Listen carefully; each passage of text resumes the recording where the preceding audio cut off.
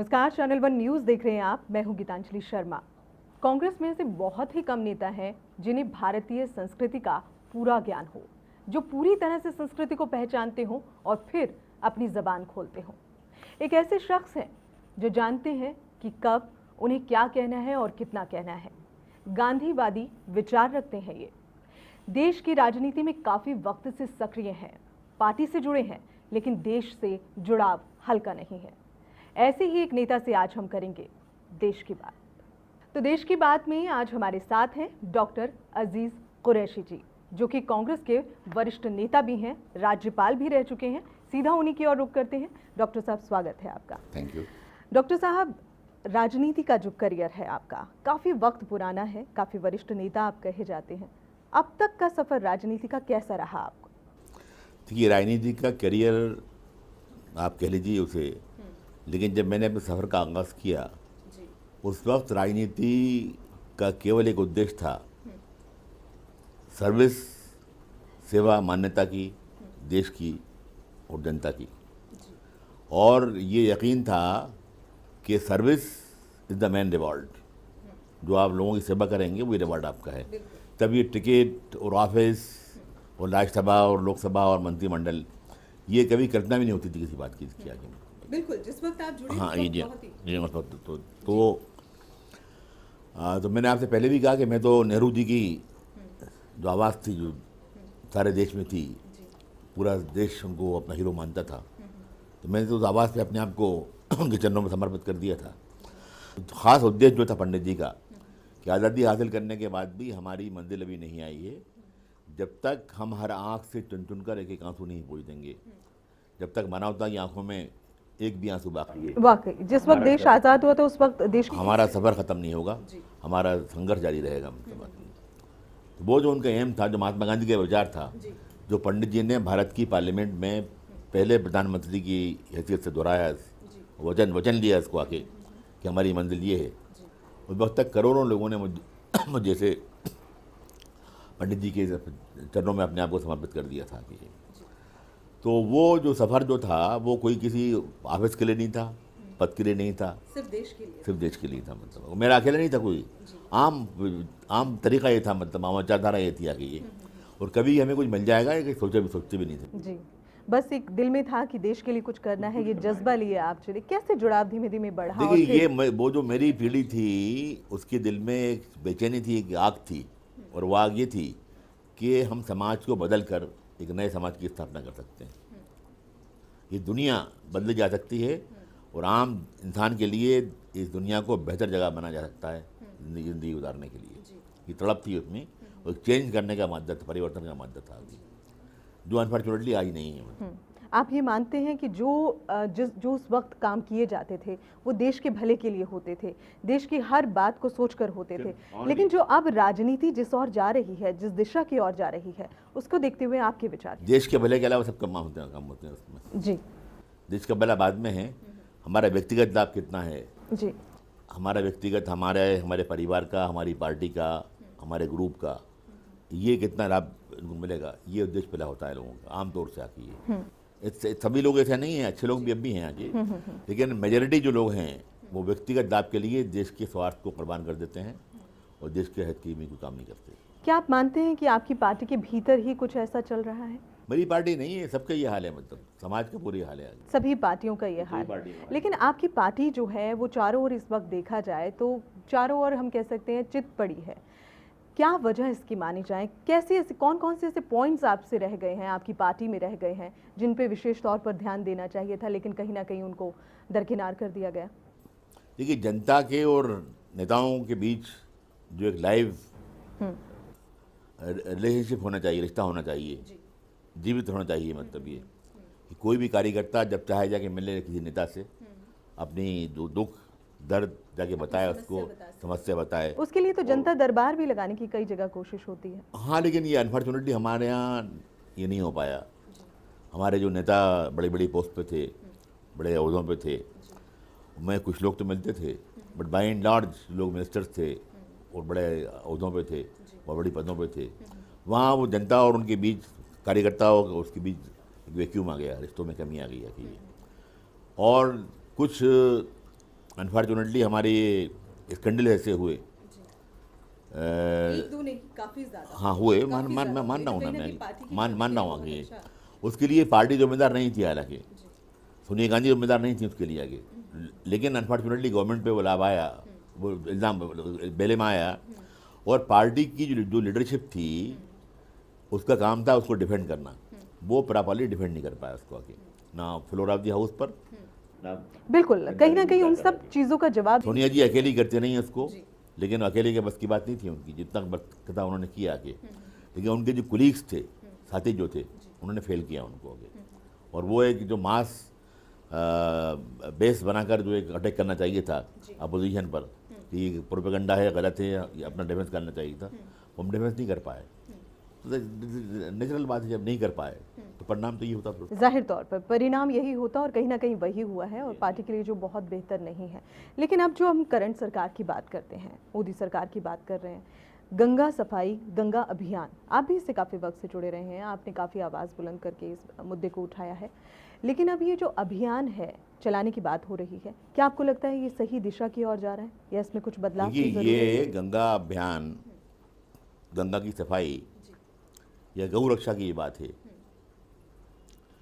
इसको कुछ लोग ये कहें कि वर्तमान सरकार, ये वर्तमान जो लीडरशिप है कंट्री की, माननीय मोदी जी के नेतृत्व में उन्होंने शुरू किया है, तो इससे बड़ा धोखेबाजी कोई नहीं है कि 25-30 साल से मैं को बात कर रहा हूँ कि ये मैं वही मैंने कहा कि ये मुद्दा आपने बड़े बुलंद तरीके से उठाया है कई बार। गौ वध पर पाबंदी लगाई जाए, इस 30-40 साल से मैं बात कर रहा हूँ, बात किया कि, और रिकॉर्ड है पूरा इसका के गंगा अभियान, गंगा की सफाई के लिए पंडित जी ने शुरू किया इसको, इंदिरा जी के वक्त काफ़ी ताकत के हाथ काम किया गया, राजीव जी ने मंत्रालय बनाया इसका, कमलपति त्रिपाठी इसके जिम्मेदार थे, और करोड़ों रुपए खर्च किए गए इसके ऊपर, गंगा की सफाई हो सके आगे। अभी तक करोड़ों से भी ज्यादा, अरबों रुपए खर्च हो चुका है। अनफॉर्चुनेटली जो रुपया का हाँ, जो रुपये का इस्तेमाल सही होना चाहिए था, या तो कोई कमी उसमें है या हमारे खराबी एडमिनिस्ट्रेशन की है आगे, उसका रिजल्ट जो आना चाहिए था वो रिजल्ट नहीं आ पाया कि, लेकिन जो एफर्ट जो उसकी हैं वो थ्रू जा रही हैं ये, और ये कोई किसी की जागीर नहीं है आगे। ये अगर कोई पार्टी विशेष पार्टी का है जो अगर एक धर्म को मानने वाली अपने आप को हो, कोई प्रधानमंत्री ये कहे कि मैंने किया आगे, तो इससे बड़ी धोखेबाजी। क्या आप मानते हैं कि बीजेपी वाकई इसी दिशा में काम करती है, इसी तरीके से?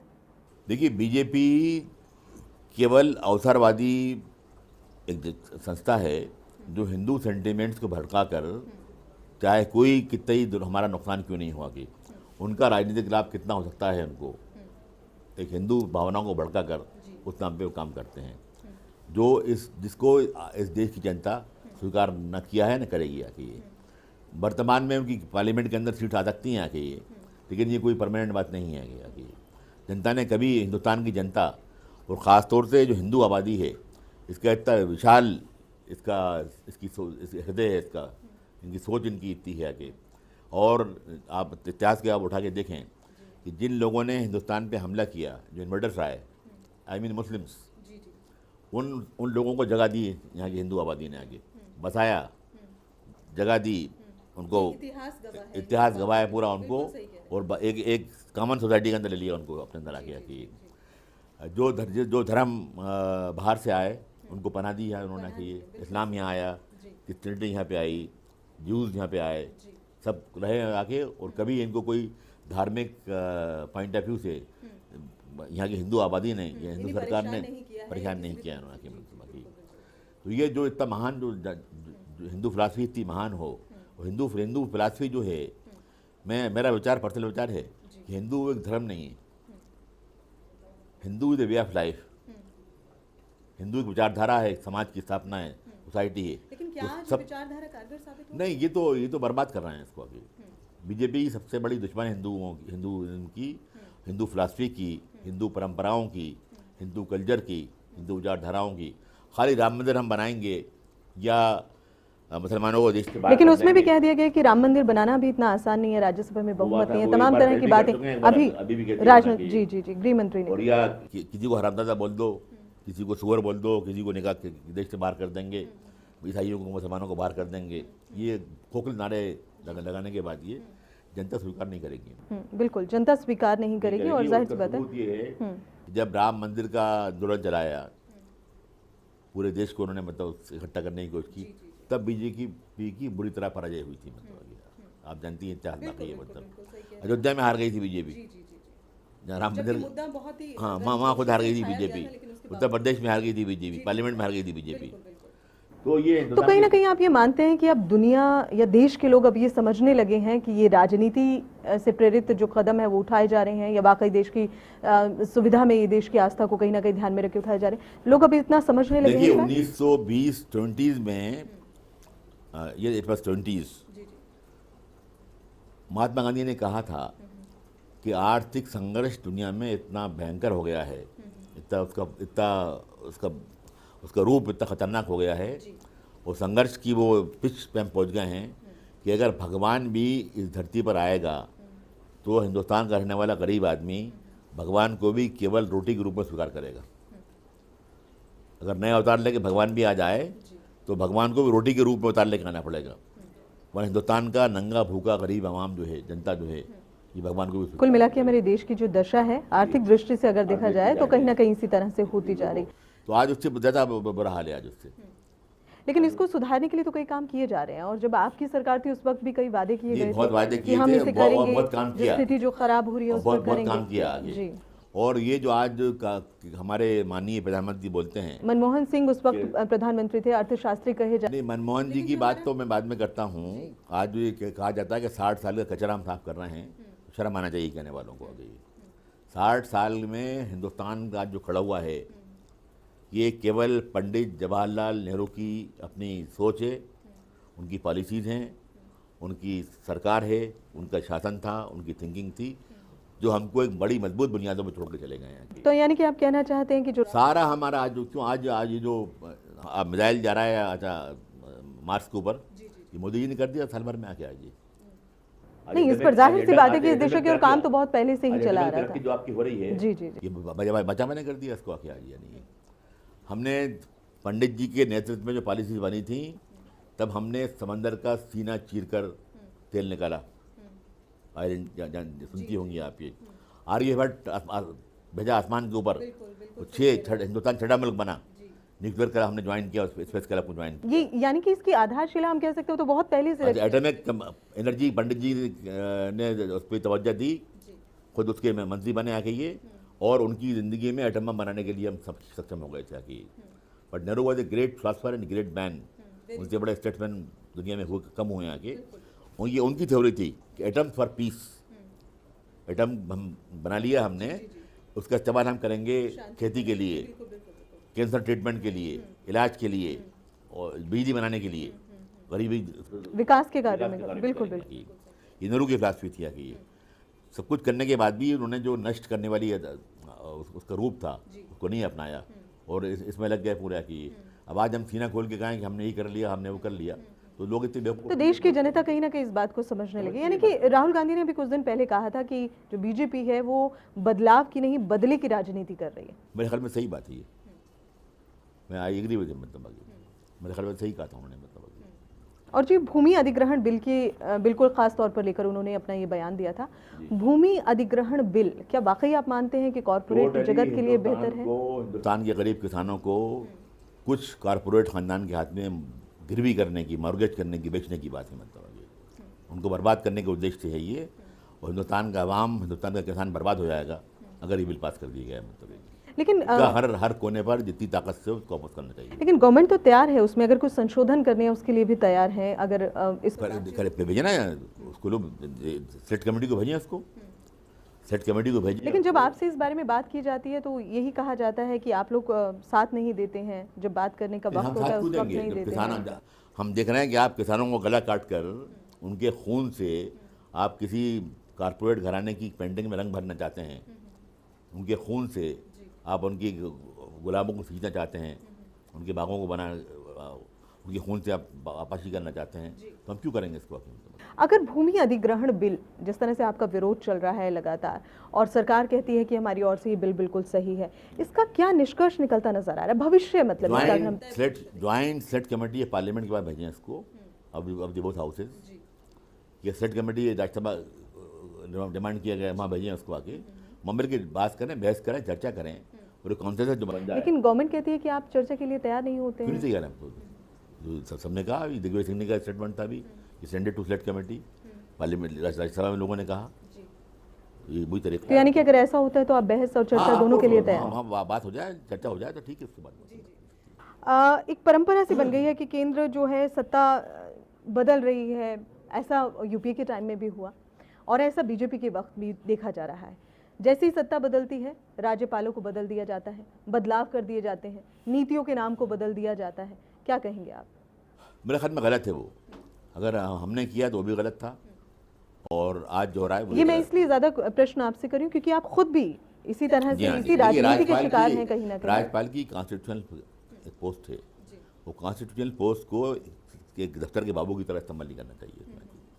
राज्यपाल का एक बड़ा पद है, गरिमा है उसकी, वो निगरान है स्टेट गवर्नमेंट के पूरे काम करने के तरीक़ों का, हर बिल को साइन करने का, देखने का, रिपोर्ट भेजने का भारत सरकार को, राष्ट्रपति को इन्फॉर्म करने का, कहीं कोई फेलियर हो मतलब तो उस पर अपनी कार्रवाई की रिकमेंड करने का, ये था राज्यपाल की। बिल्कुल, और बहुत बहुत ही हम कह सकते हैं कि गौरव वाला पद होता है ये। दूसरा तो इसकी राज्यपाल के जो बनने वाले बनाए जाते हैं, उनका भी कर्तव्य है कि वो अपने पद की गरिमा को बाकी रखें आगे, उनका कंडक्ट। एक जहां तक मुझे ध्यान आ रहा है, कुछ वक्त पहले जब आप उत्तराखंड में हुआ करते थे राज्यपाल, उस वक्त कुछ प्रेशर था आप पर इस्तीफा देने का, कुछ इस तरह की बातें भी निकल कर आई। हाँ, मुझे फ़ोन किया था, पूरा प्रेशर था बाकायदा, वो जो मुझे होम सेक्रेटरी ने फ़ोन किया था। ये मैं थोड़ा सा समझना चाहूंगी ताकि देश के लोग भी जान सकें कि mister Anil Goswami home secretary थे, उन्होंने मुझे फ़ोन किया था, और फ़ोन करने का उनका उद्देश्य ये था, या तो मैं इस गवर्नमेंट की बातों को मानूं, बातों को मानूं, प्रेशर में और आऊं, इनके- काम इनकी- करूं, या इनकी- फिर मैं इनकी ट्यून पर डांस शुरू कर दूं, जो कुछ करें आके। ये इनडायरेक्ट ये कहा उन्होंने पहले आके, मतलब जब वो नहीं समझ सके कि मैं करूंगा उनको आगे, तो उन्होंने फिर वो बहाने बनाने शुरू कर दिए बहुत से, कि आपने ये कर दिया, तो आपने वो कर दिया, तो आप इस्तीफा दे दीजिए।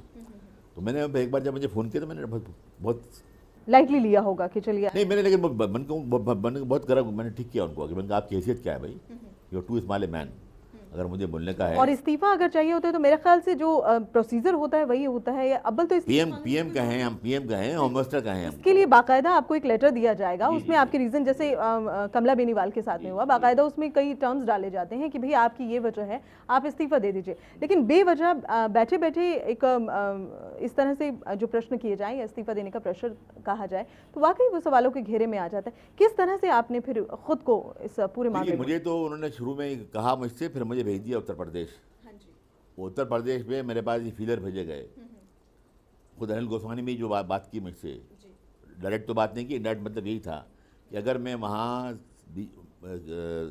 उत्तर प्रदेश की सरकार के खिलाफ केंद्र की सहायता कर सकता हूँ, करता रहूँ, उसके खिलाफ रिपोर्ट भेजता रहूँ, उनके खिलाफ बयान देता रहूँ, और राज्य सरकार को कमज़ोर करने के लिए केंद्र सरकार कार्रवाई करे कोई, उनकी मदद करता रहूँ, तो मैं वहाँ रहूँ आराम से, मैं वहाँ रहूँगा, वरना इसी तरह से परेशान किया वरना जाएगा। हाँ, ये इनडायरेक्ट मतलब ये मतलब था उसका। मैंने फिर काफ़ी सख्ती से उसको जवाब दिया उसका, उनको आगे काफी सुर्खियां बना था वो पूरा मामला। फिर मैंने बहुत सख्ती जवाब दिया उसका उनको आगे। तो उसके बाद फिर उन्होंने एक स्टेटमेंट आया मेरा रेप के ऊपर, जो मिसकोट किया था टीवी ने। फिर उनका फोन आया कि आपने वो गवर्नमेंट बड़ी एम्बेरेस्ड है, इसलिए आप त्याग मत दे दें आके। फिर से प्रेशर आया कि अब आप इस वजह से इन कारणों से इस्तीफा दे दें। त्याग मत नहीं दूंगा। फिर एक वहाँ यूनिवर्सिटी थी, मोहम्मद अली जौहर यूनिवर्सिटी, जो विधानसभा इसको पास कर चुकी थी, विधानसभा विधान परिषद दोनों पास कर चुकी थी, और वो अरबी फारसी उर्दू यूनिवर्सिटी थी, इसका मतलब मुस्लिम के ताल्लुक था पूरा उसका। कि अनफॉर्चुनेटली 7-8 साल से वो बिल पड़ा हुआ था, गवर्नर रिजल्ट नहीं दे रहे। आपने साइन कर दिए थे? मैंने जाके देखा उसको, एग्जामिन कराया, अपने डिपार्टमेंट से कराया, एडवोकेट जनरल का ओपिनियन उस पर लिया आके, पूरी तरह खुद देखा उसको आके, and when I was convinced कि ये नहीं, ये गलत जाती हुई है, तो मैंने फिर वो फाइल अपने पास मंगाई। तब उन्होंने फ़ोन किया, होम सेक्रेटरी ने, हमारी जो सेक्रेटरी हैं गवर्नर की, उन्हें फ़ोन किया कि ये, और एक तरह से उन्हें वार्निंग कन्वे कराई मुझे कि उसे आप छेड़ेंगे तो उसके भयानक परिणाम निकलेंगे उसमें आगे। और उनसे कहा कि कोई तरीका है, अगर रोको उनको, गवर्नर साहब को। लेडी सेक्रेटरी, उसने कहा मेरे बस की बात नहीं है, वो फाइल उनके पास है, क्या वो करेंगे। और मेरे ख्याल जब तक ये सब चल रहा था तब तक तो आप सिग्नेचर कर चुके थे फाइल पर भी, और फाइल मेरे पास थी, फाइल मेरे पास थी जब यहाँ की। फिर जब मैंने डिक्टेशन दिया उसका, तो वो मालूम हो गया उनको आगे ऑर्डर जब मैंने किए उसके आगे, उन्होंने फिर फ़ोन किया उसको किस तरह ऑर्डर रुकवाओ, तो उसने कहा नहीं ऑर्डर तो मेरे बस की बात नहीं रोकता कि गवर्नर साहब से कहो कि वो इसकी बहुत मतलब नैरेटिव में निकाल दी जाऊँगा। कितने दिन ये सब चला, टोटल कितने दिन ये सब चलता रहा? ये मैं ख्याल से कोई मुश्किल से हफ्ता एक भर, हफ्ता 10 दिन मतलब चलाओ। तो उसने कहा नहीं वो मैं नहीं कर सकती।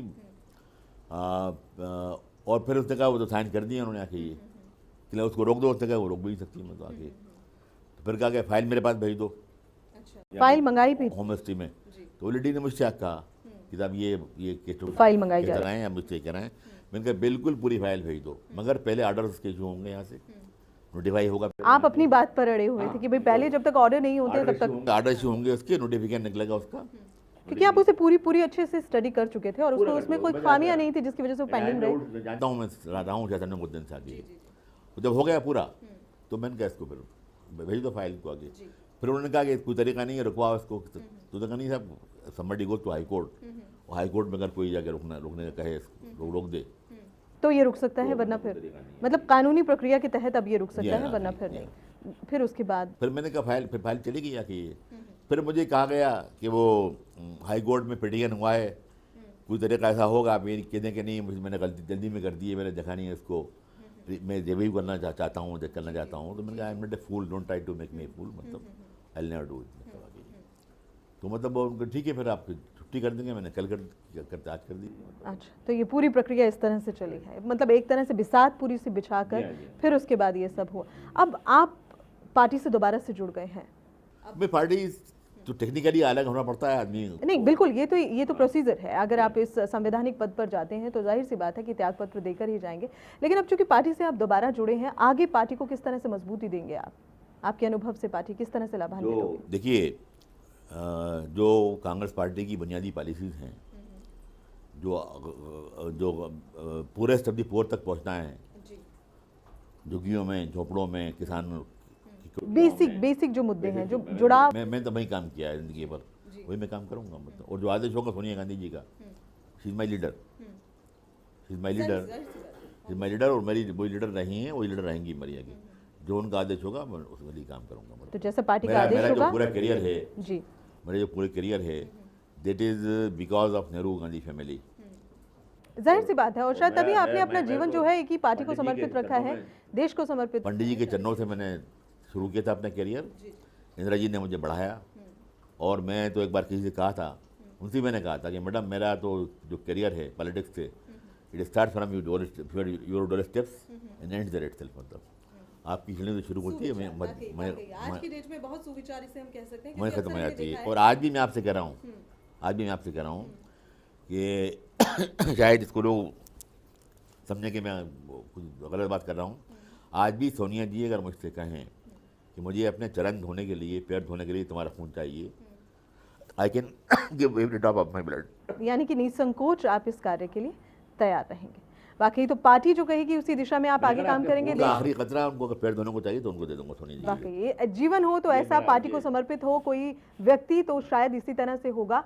ये बहुत ही हम कह सकते हैं कि बहुत अच्छे सुविचार जो हैं वो इस वक्त हम कुरैशी साहब के साथ में यहाँ पर बांट रहे हैं, उनके विचारों को सुन रहे हैं, किस तरह से देश को अपना जीवन समर्पित कर चुके हैं और आगे उनकी क्या प्लानिंग है वो भी उन्होंने बताया। उनके जीवन की और कई ऐसी बातें हैं जो हम जानेंगे, लेकिन फिलहाल एक छोटे से ब्रेक के लिए यहाँ पर रुकेंगे। ब्रेक के बाद चर्चा जारी है।